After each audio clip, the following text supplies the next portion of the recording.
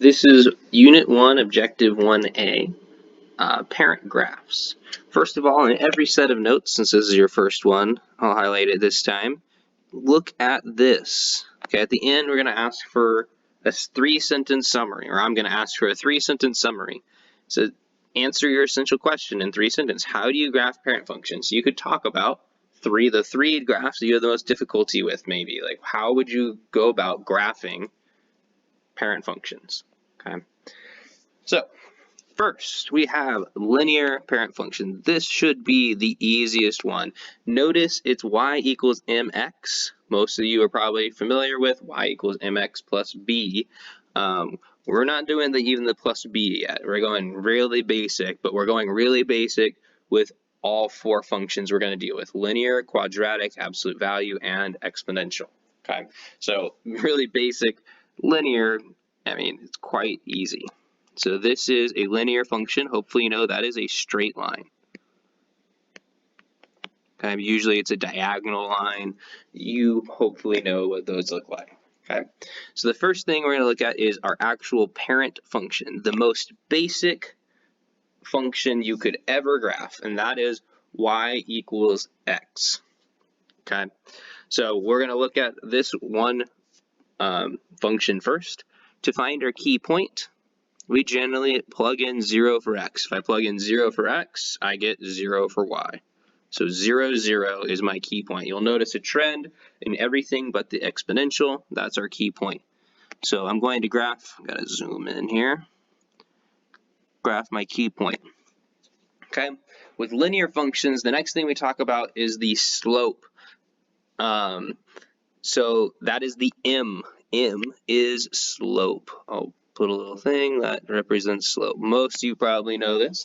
So in this case, m equals 1. Okay, so that means my slope is 1. You probably already know this. You probably just recognize it right away. But slope is rise over run. Okay, that's how we always think about it.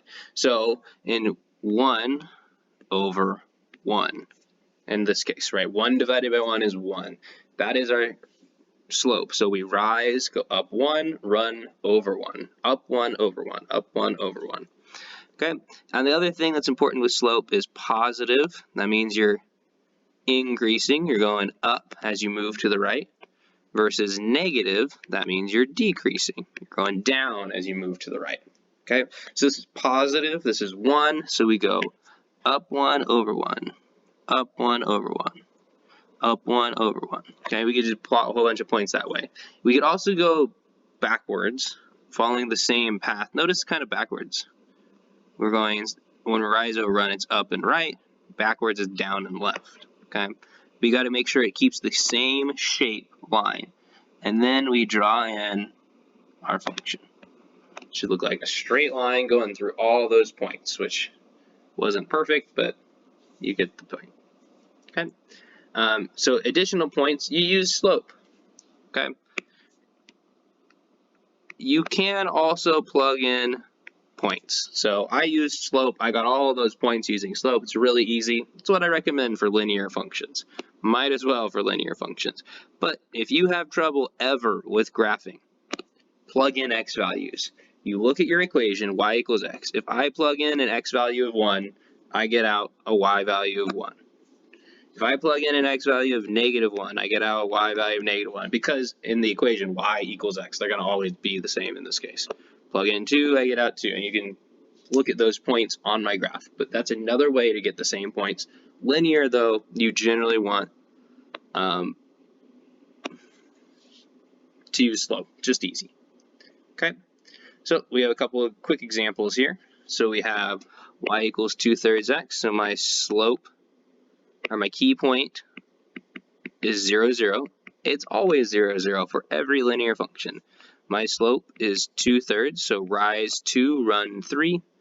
And then my extra points, use slope. Okay, so 0, 0. Once we get to the plus b, that's when we'll be shifting. Our key point will be shifting. But right now it's just 0, 0 every time. So then rise over run, 2/3. I could do another one if you want. You don't You usually have 3 points. Remember, that's up and right. I could also go down and left, making sure that line stays the same. I have 5 key or extra points, or total points, whatever you want to call it. And there's that. Okay. Since linear functions are so easy, lots of times we're going to throw little loops like this. Okay. If this equation looks weird, it's because y is not by itself. We need to get y by itself, so I'm going to subtract 3x. You might have to divide things, you might have to add or subtract things. Don't be confused by that. So I get y equals negative 3x, right? 3x minus 3x is 0. 0 minus 3x is negative 3x. Okay, so we have our key point, 0, 0. We have our slope, negative 3. And extra points, use slope. So 0, 0, now it's negative 3. So remember, rise over run, that's negative 3 over 1. So down 3, right 1. Down 3, right 1. Down 3, right 1. If you want to go backwards, do the opposite. So I went down 3, right 1, so now I'll go up 3, left 1. And that will keep the same pattern. Oop, that was bad. Let me redraw that. There we go, much better. And there's that. And notice I do have arrows on the end of all of these. It does continue forever, so we got to show that with the arrows. Don't forget about that. Okay, so that would be linear functions. Next, quadratic functions. So we have linear, then quadratic. Notice I'm highlighting these key terms. You're going to want to know these key terms.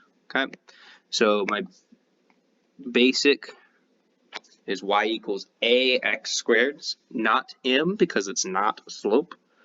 These are U-shaped. Quadratics make a U.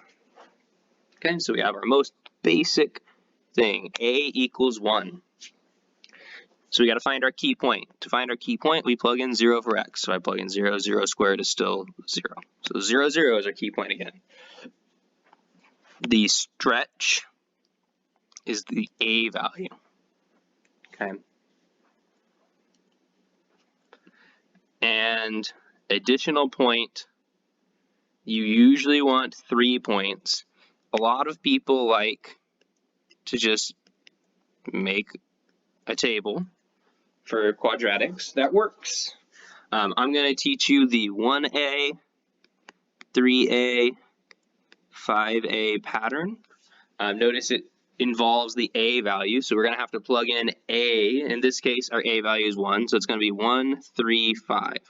Okay, this is how far up you need to go to our next point. So where my key point is, 0, 0, I'm just going to use the pattern real quick. So I place my key point there. To get to my next point, when I go over 1, I'm going to go up 1. That's the first number in my pattern. Then from that new point, when I go over 1, now I'm going to go up 3. And then over 1, up 5. That's off the graph, so I don't need that one. Okay. And one other thing to remember about these graphs is they are symmetric, meaning they're mirrored images. Okay, right? It's the same on both sides about the key point, actually. So if I think of a mirror right here, this point would be mirrored there, and this point would be mirrored there. So I can actually still use my pattern. Notice from here I went left 1, up 1, left 1, up 3. Then I could go left 1, up 5, and that'd be my next point. So it does follow a pattern. And we can see that pattern if we plugged in points. If I plugged in 1, I would get out 1 squared is 1. If I plug it in -1, -1 squared, a negative times a negative makes a positive, so that's still 1. And you can see those 2 points, 1, 1, -1, 1.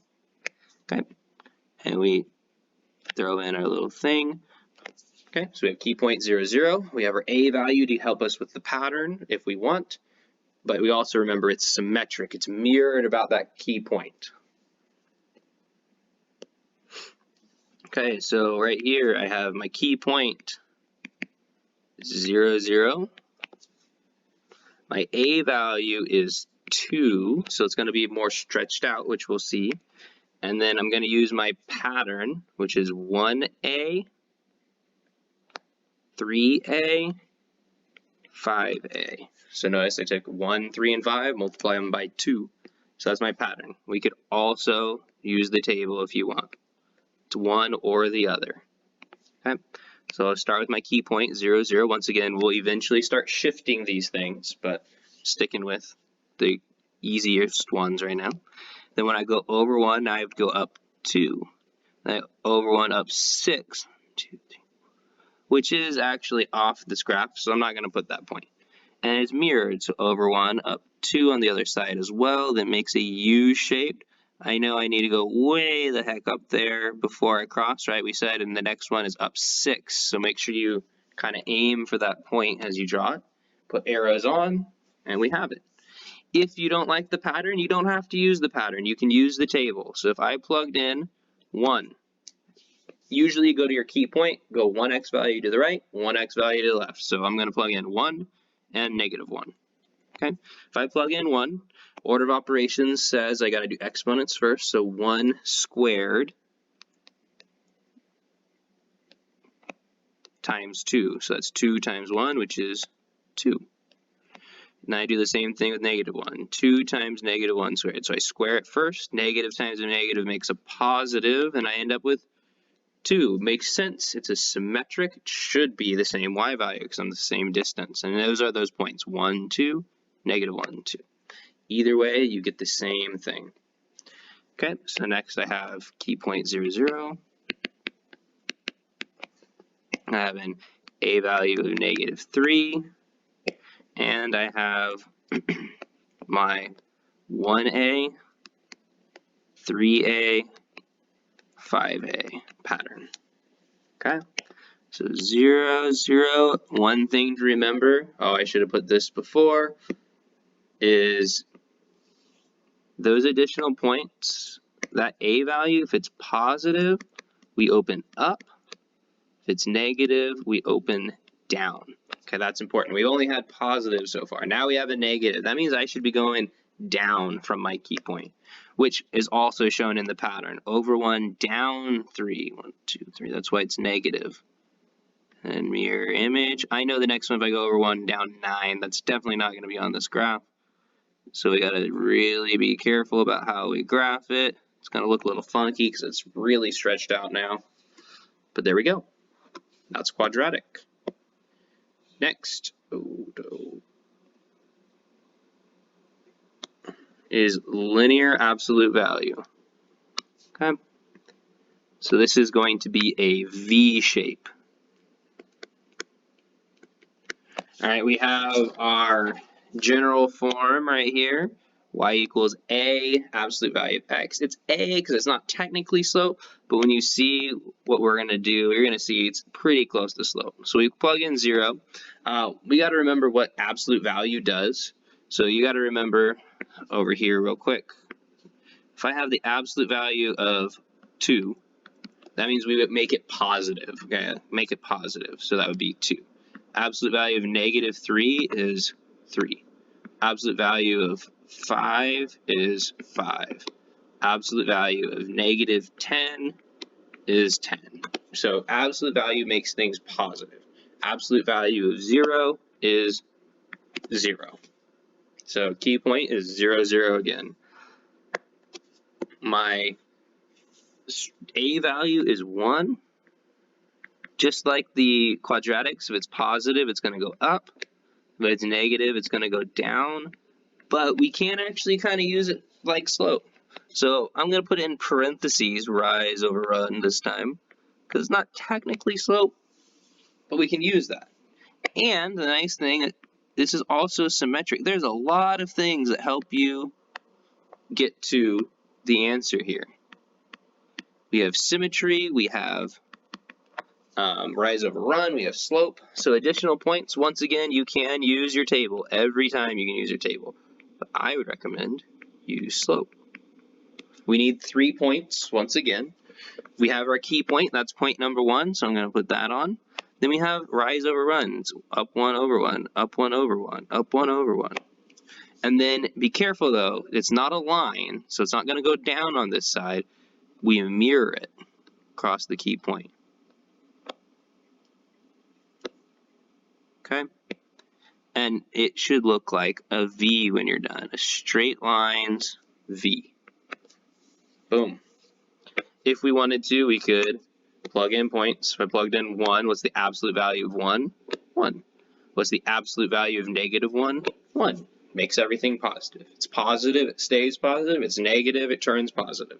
And you can see 1, 1, negative 1, 1. Those are on my graph. Okay. Once again, every once in a while, we got to get y by itself. Don't be thrown off by that.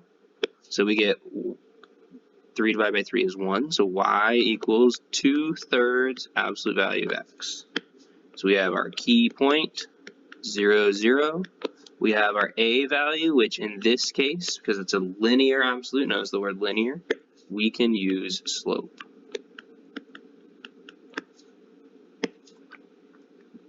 Boom. Oh, sorry, a value is not 1. A value is 2/3. Sorry about that. So then we go up 2 over 3.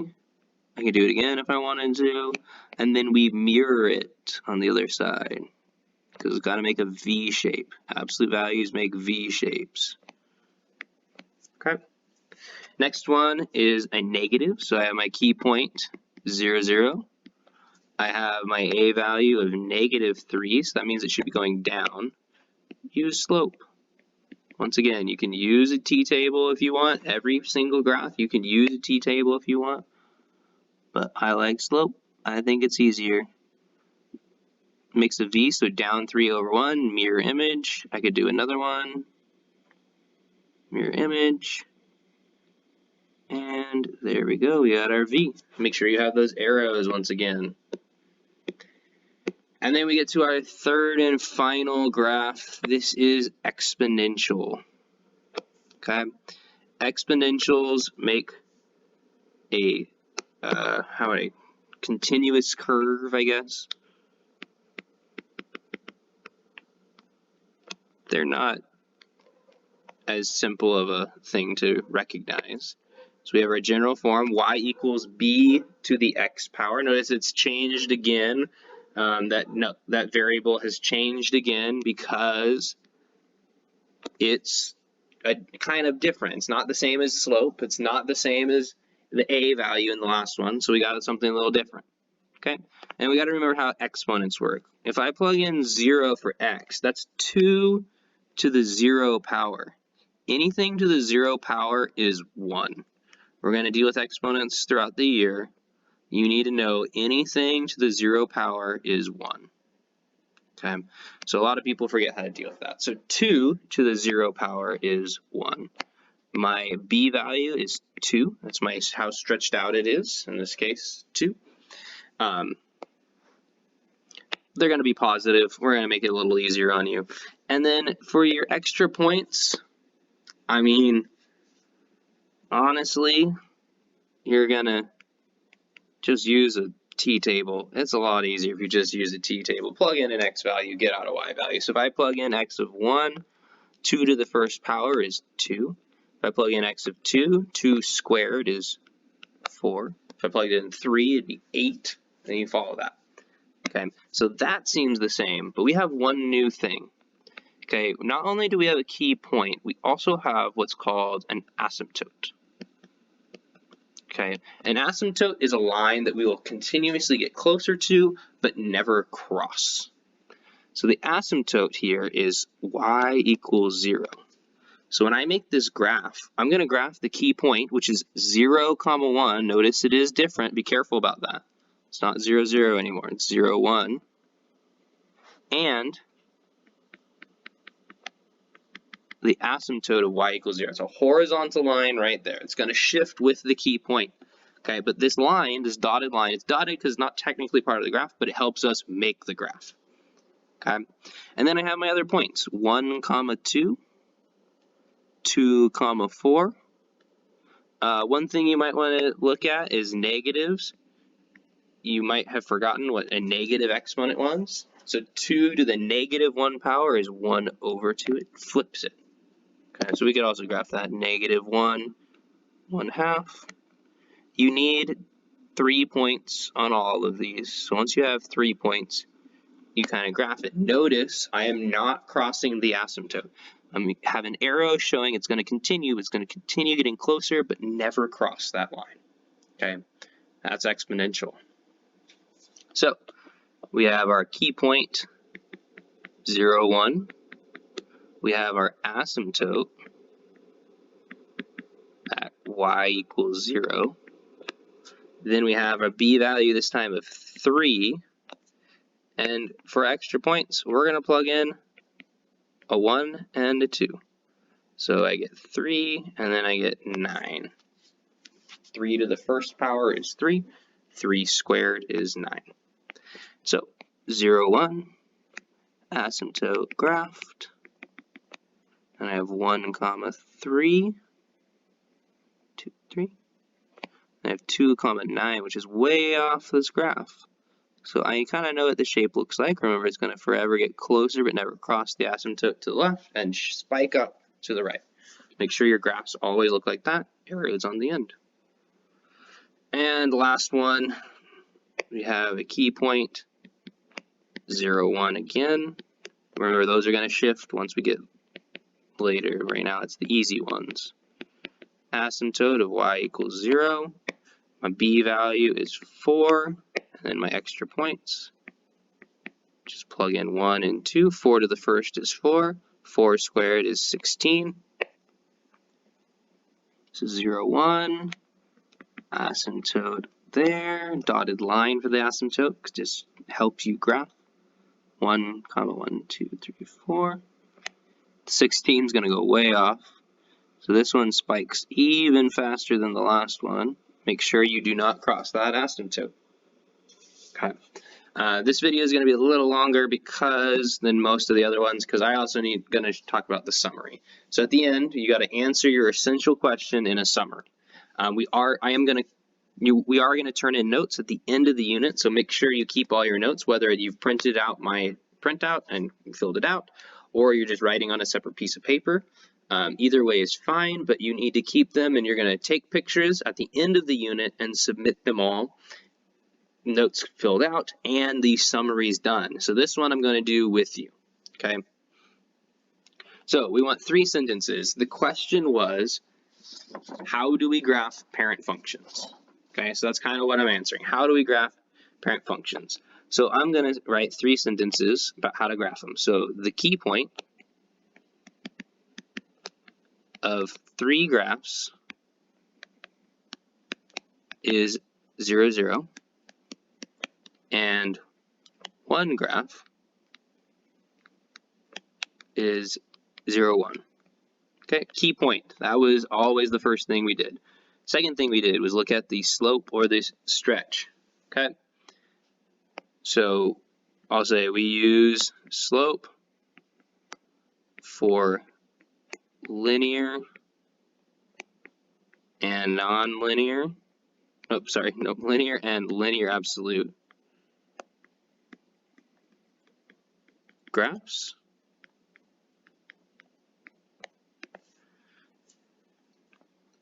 And then we used a pattern for quadratics and t-table for exponentials. Okay, notice I'm describing my key points and how I got my next points in sentences. And that's it. That's my summary. I have explained what I'm doing with that. You could add more sentences, but 3 minimum. You gotta have 3 minimum sentences. So if you want to explain everything so you can go back, that's great. Do it. But make sure you have at least 3 complete sentences for your every summary. Remember, I am going to grade these. Notes are going to be turned in for a grade. I gotta see the summaries to give you full points, so make sure you have those on there. Okay,